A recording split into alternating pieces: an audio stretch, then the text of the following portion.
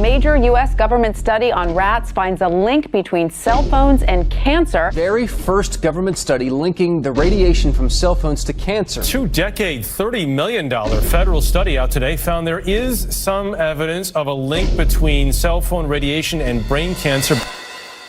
Professor, what is the NDP? I've heard that study several times. NDP is what? So it's a $25 million study on rats and mice that was supposed to demonstrate that there were no effects of radiation below thermal. And in fact, it demonstrated exactly the opposite. And it follows on the heels of two major studies on animals that said exactly the same thing. And that study was designed perfectly to make sure that it cannot be challenged, that there will not be any doubt. That's why it took them 14 years. That's how they prevented discussion of health. And why do they want to prevent discussion of health if there's no problem with health? Simply put, FCC is completely unprepared, unable, and possibly unwilling to oversee 5G for safety, even as it barrels toward us. They are falling back on tired definitions and panaceas long since disproven by science. To make matters worse, recent FCC rulings and numerous industry-friendly bills passed at state and federal levels between 2016 and 2018 removed the last vestiges of local and state review over infrastructure siting, just when we need it the most.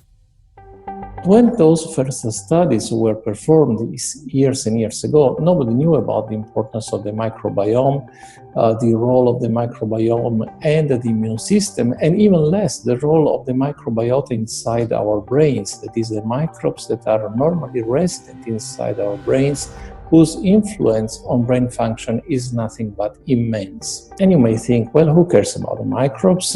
The less microbes we have, the better it is. Well, we know by now that this is not absolutely the case, because microbes are truly essential for the development and function of all our organs and systems. Our immune system is based on the microbes we have in our gut. And our brain also has microbes that influence its function. In tests, it's been found things like mold. If you grow mold inside a Faraday cage, it'll grow one way, and then even if the electromagnetic fields are around, take the Faraday cage away and some sort of 600 biotoxins are developed within the mold because of the effects of the EMFs upon it. Electromagnetic fields, even of weak quality, have an effect upon our microbiome, which is really essential to our whole being. This is going to eviscerate microbial DNA inside human beings, which is our effective operating system, number one. So it may not impact human DNA in laboratory experiments right now, and they're saying it doesn't impact human DNA. But given that human DNA is less than 1% of the cellular DNA in the human body, the rest of the cellular DNA is microbial, and we know that this will eviscerate microbial DNA. So we're talking about a takedown of the operating system of human beings. Exactly. I couldn't have put it better myself.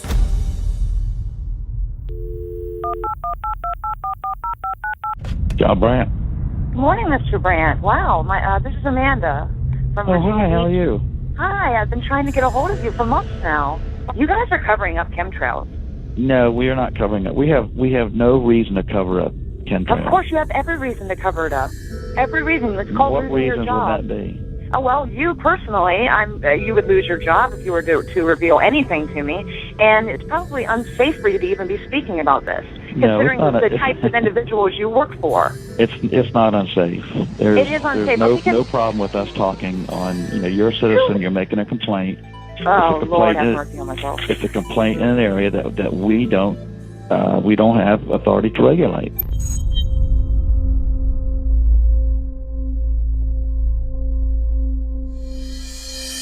So the connection between chemtrails and 5G.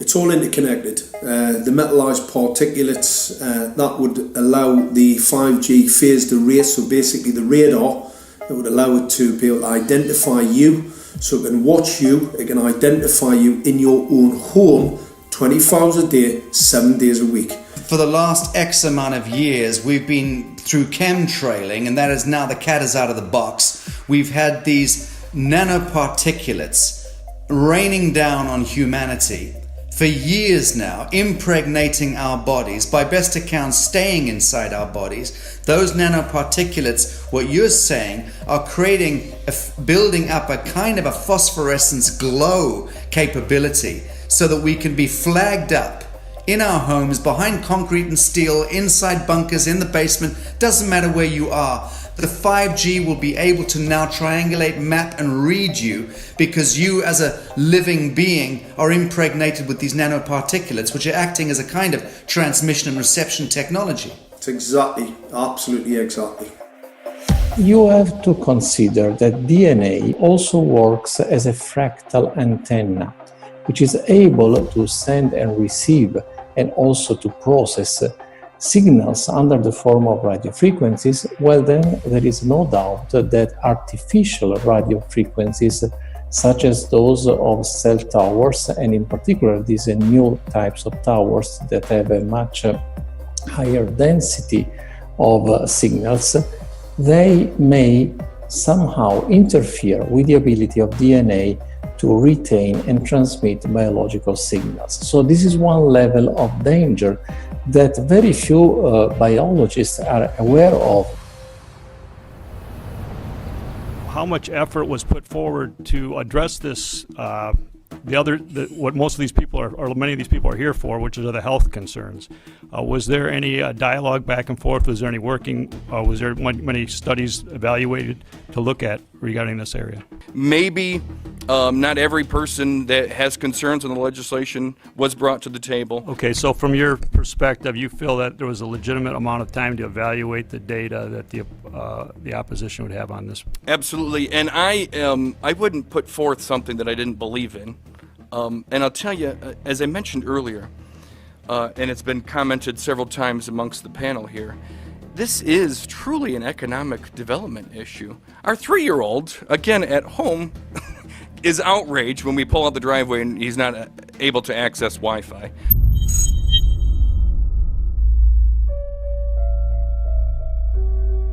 I think anyone who puts Wi-Fi into a school should be locked up for the rest of their life. I really do. I think they're not fit to walk on the surface of this planet because they haven't looked at the research, and whatever incentive they have, it is not worth the genetic problems that parents are going to face with their children when they're born. France has banned Wi-Fi in nursery schools and put warnings out for regular schools because they're finding there's impaired learning capacity in children when they're around Wi-Fi. And they have to put up warning signs where they put Wi-Fi transmitters. When I got sick and I learned that they're putting Wi-Fi in the schools in Israel, I was very sick at the time, but I could not tolerate the thought that children in the schools will become as sick as I have. And after a few months of correspondence, I submitted a Supreme Court case in Israel to ban the use of Wi-Fi in the schools and replace them with wired network. The 4 top diseases that kill our children, our young adults right now, are brain tumors, thyroid cancer, testis cancer, rectal cancer, everywhere we put our cell phones. And a lot of our children are sick and they're being misdiagnosed and mistreated because the wireless industry has put billions and billions of dollars in the past 30 years to mislead the public as to the health effects and keep the public uninformed. We are performing an experiment on children.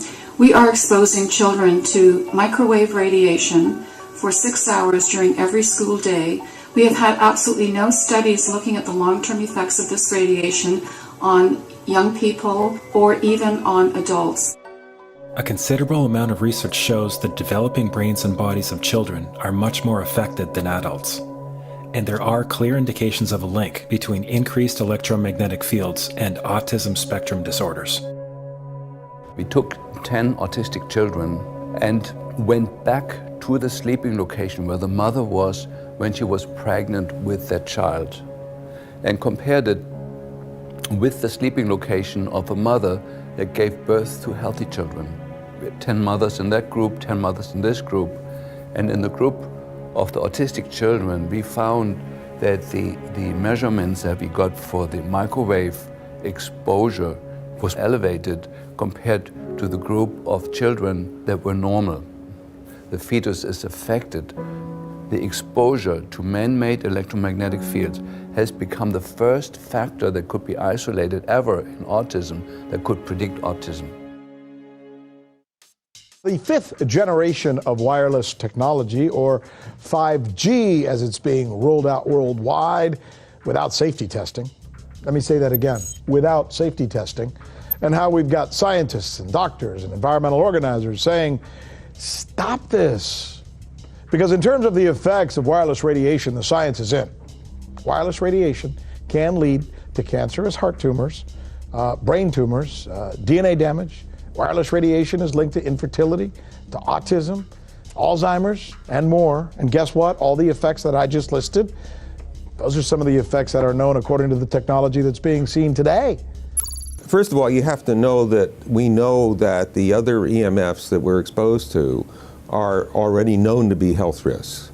And basically that 5G, because of the frequency that's going to be used and because of the extraordinarily high pulsation levels that will be used, is a much bigger threat to our health than the things that we already have, which are very substantial threats to our health. We're not just talking about the intensity. We're talking about the frequency and the very high level of pulsations. There's a huge literature which shows that pulsed EMFs that pulse up and down very rapidly, are in most cases much more biologically active than our non-pulsed EMFs. Every single wireless communication device communicates via pulsations, but the industry completely ignores this issue. The problem with 5G is that they're planning to put out tens of millions of these antennae all over the place without doing one single biological safety test. Are you implying possibly that we, the consumers, are the guinea pigs since they haven't really done tests to see the effects in a smaller setting? I mean, that's not an implication, it's a statement. We are, yes. Cancer is not the main concern that I have. I'm really concerned about sperm count and about effects on pregnancy. How many of you know that 1 in 6 American couples is unable to have a child when they want to? How many of you know that last year the birth rate in this country dropped the most that it ever has in recent history, 3% in a single year? People look at the sperm, and people use cell phones, and the sperm, usually sperm swim, and they swim straight. But if you expose them to radio frequency, mobile phone waves, they swim in a circle. Studies have been done here in Australia, taking sperm from healthy men. And one test tube gets exposed to cell phone radiation, and one test tube is not exposed to mobile phone radiation. And then the results are evaluated. And this is a measure of vitality. We measure how well the sperm swim. This is a measure of motility. This is a measure of mitochondrial DNA damage. They have 3 times as much damage on their DNA if they have been exposed to mobile phone radiation. The data on that are rock solid. Cell phones can damage sperm quantity and quality.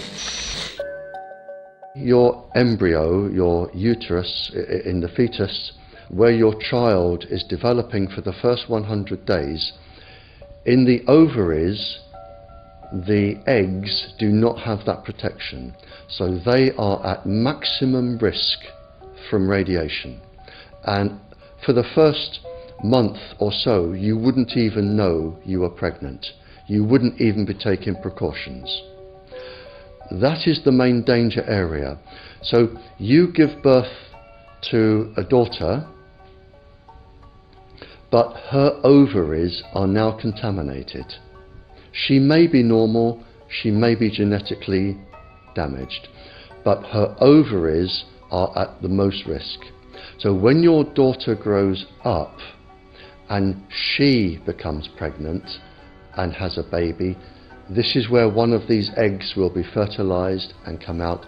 So the real damage here is your grandchildren. That is where it is going to show most. Do you think that there is a chance that within the 3rd generation of females, they may be irreversibly sterile? Not in the third generation, but in the fifth generation, and that would for humans be something in the order of 150 years ahead of us. And of course, then it's too late to say that you are sorry, and it's very too late to say stop. There is a wealth of papers. I mean, we're talking about thousands of published papers in the scientific literature, few of which, or sometimes none of which, have entered the official documentations from authorities and likewise. So I think it's really time to have an independent compilation of data. Such was done at August 31st, 2007 in the form of the Bioinitiative report, of which I was one of the authors. And then we put together approximately 2,000 scientific references on a little bit more than 600 pages, clearly saying that if you, for instance, if you are a rat or a mouse or a cell or a molecule, you should definitely not allow yourself to be exposed to this. And in the meantime, we have this full-scale experiment using our own kids.